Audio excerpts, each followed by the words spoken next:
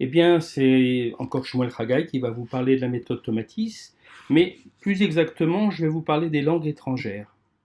Et comme on est en Israël, eh bien, je vais vous parler des différentes euh, personnes qui vivent en Israël, enfin quelques-uns en tous les cas, et pourquoi certains ont des problèmes pour parler l'hébreu. D'accord? Donc ça, c'est important de comprendre qu'on n'est pas tous égaux et qu'on vit avec nos acquis et de là où on vient, etc. Alors, il faut comprendre une chose, je vais vous montrer un graphique maintenant. Voilà, vous avez ce qu'on appelle un tableau de langue. Sur ce tableau de langue, vous pouvez constater qu'il y a de l'allemand à l'hébreu, tout un tas de langues qui sont spécifiées. Et on constate, ça c'est un tableau modifié puisque c'est les dernières études qui ont montré ça, il y a des petites différences par rapport au précédent tableau. Là, on constate que l'allemand démarre à 125 Hz pour aller à 3000 Hz. L'anglais, lui, il était de 2000 à 12000, mais communément la langue anglaise démarre à 2000 Hz et d'une manière générale, ce qui est le plus utilisé, c'est jusqu'à 4000 et non pas 12000 comme montré sous le graphique.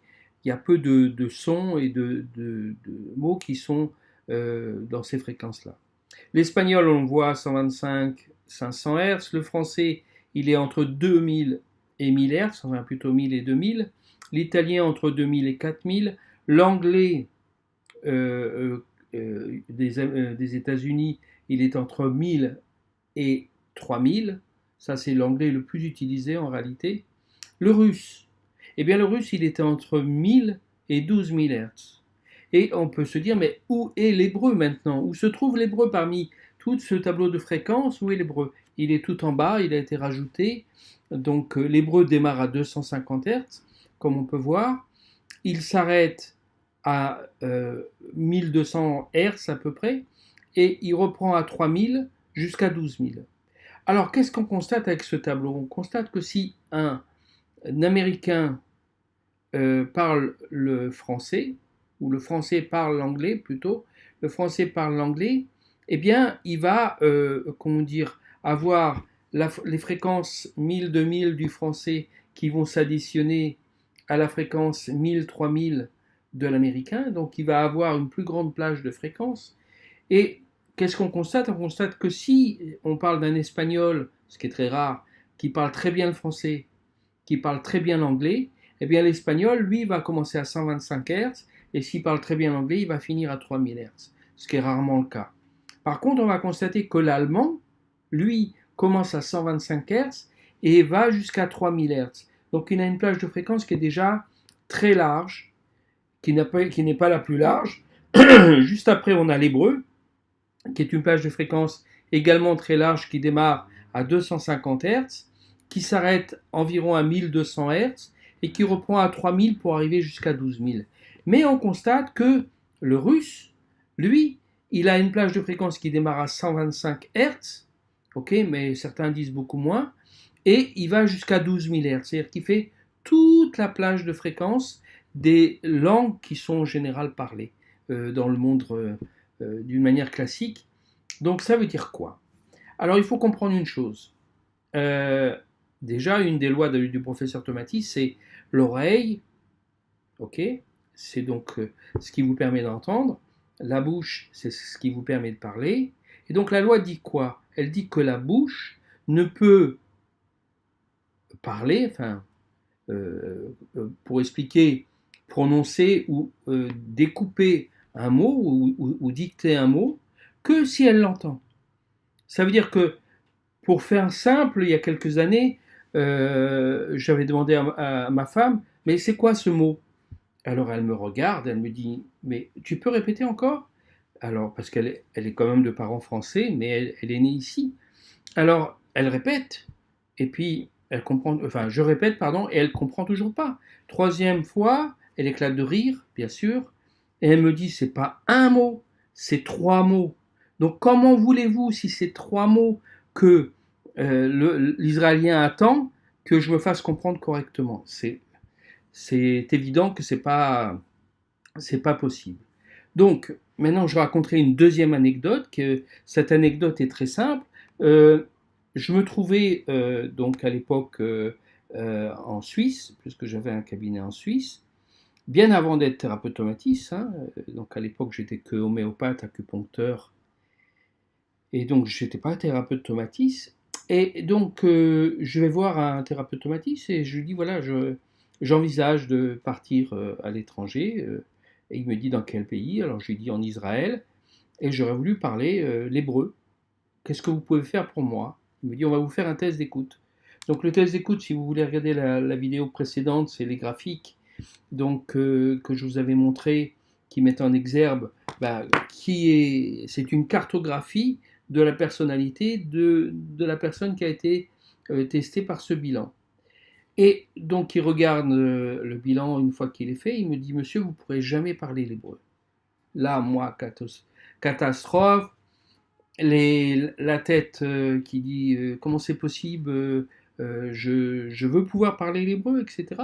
Il me dit ok, d'accord, vous voulez parler l'hébreu, alors avant de pouvoir parler l'hébreu, il va falloir qu'on redresse votre oreille. Qu'est-ce que ça veut dire redresser l'oreille? C'est que l'oreille porte attention aux fréquences qu'elle entend. Ça veut dire précédemment donc entendre 3 mots et non pas un, donc de pouvoir faire une discrimination entre les mots, c'est un peu comme un sidour. Vous prenez un sidour, il y a des sidours israéliens, enfin qui sont imprimés en Israël, qui sont tellement, les lettres sont tellement rapprochées que au début quand vous faites votre alia, vous voyez pas où se trouve l'arrêt du mot pour commencer avec l'autre. Alors s'il faut découper les finales pour savoir que le mot il s'arrête là, c'est quand même pas évident pour obtenir une vitesse de croisière lorsqu'on fait une prière. Donc il est plus simple de les découper un peu plus. Et donc c'est pour ça que je fais partie des gens qui au début ont acheté des sidours avec des très grosses lettres, un peu comme le Khazan, qui va lire très vite et qui a besoin de grosses lettres. Voilà. Donc alors en réalité, qu'est-ce qui se passe? Lorsqu'on a fait donc ce bilan, on a mis en exergue que je ne pouvais pas parler l'hébreu. Donc on a fait des sessions, une session de 30 heures de thérapie. Donc grâce au casque que vous voyez ici, là, qui est juste là, ici, là, si j'arrive bien, ma gauche et ma droite, elle est pas, elle est inversée par rapport à l'écran. Donc comment dire, grâce à ce casque qui a un vibreur et qui a une large banque de fréquences, et l'oreille électronique que vous voyez juste derrière, que je vais vous montrer à nouveau, voilà l'oreille électronique. Donc ces oreilles électroniques permettent de délivrer de la musique en 48 bits, hein, ça a été expliqué sur une précédente vidéo, et en réalité cette musique, une fois acquise par le cerveau, eh bien vous pouvez répéter, non pas un mot mais 3 mots, vous pouvez répéter ces 3 mots, et c'est très simple, à partir du moment où vous avez acquis ça, donc vous avez fait la première session, vous pouvez faire la deuxième session. C'est quoi la deuxième session? Vous avez une partie, c'est de l'écoute, donc vous entendez une personne parler en hébreu, alors ça va être un disque au départ, et ensuite vous allez répéter, pendant les temps de pause, vous allez répéter ce que vous entendez. Maintenant la différence qu'il faut comprendre essentielle avec tous les cours de langue qui existent de par le monde, c'est que si vous prenez ce casque, d'accord? Vous voyez, il y a le vibreur automatique qui est là. Si vous prenez ce casque, lui, les oreilles, enfin, les osignotes, les écouteurs, ces écouteurs-là, grâce à l'oreille électronique, encore une fois, qui est ici, on va vous greffer, artificiellement bien sûr, des oreilles d'un Israélien. Qu'est-ce que ça veut dire? Ça veut dire que dans les spectres des fréquences qu'on vient de voir, qui est affiché là, dans ce spectre de fréquences, eh bien, dans l'appareil qu'on a ici, on peut modifier votre spectre de fréquence pour que vous entendiez immédiatement un peu comme si vous étiez un Israélien.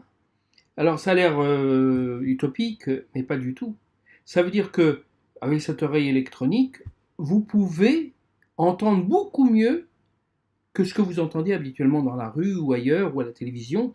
Vous allez pouvoir l'entendre beaucoup mieux grâce à l'oreille électronique. Pourquoi? Parce qu'il y a des sessions qui se font et que l'oreille a été réglée sur les fréquences de l'hébreu, ok, qui n'ont rien à voir avec les fréquences du spectre auditif que vous avez sur le graphique, donc avec des fréquences de l'hébreu. Et ces fréquences de l'hébreu, en réalité, vous permettent d'acquérir plus facilement la langue. Donc, première chose, le bilan.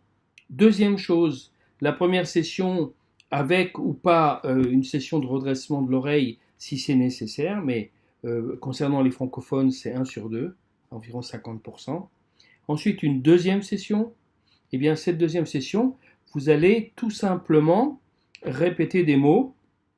Et si vous êtes, comment dire, vous arrivez à une vitesse de croisière, eh bien, on va vous faire tout de suite de l'actif. Dans la même session, on va commencer normal avec tout simplement un disque et vous répondez, vous répétez plutôt.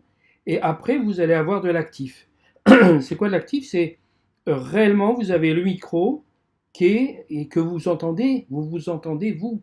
Donc, je rappelle que par exemple, Caruso, quand il avait perdu sa voix, c'est une des expériences d'Alfred Tomatis, en ayant mis l'oreille électronique, instantanément, pourquoi Caruso il a perdu sa voix? Parce que il chantait jusqu'à des fréquences de 120 décibels. Et à 120 décibels, c'est une zone critique, on détruit l'oreille de manière irréversible. Et malgré tout, Alfred Tomatis a pu redresser l'oreille de Caruso, mais également de la Callas et de nombreux ténors et de nombreux chanteurs d'opéra. Eh bien, il a pu redresser cette oreille pour leur permettre à nouveau d'entendre correctement, ce qui fait qu'il pouvait chanter juste. Parce que qu'est-ce qui s'est passé avec cette cassure? Il s'est passé que ce grand ténor ne pouvait plus chanter juste.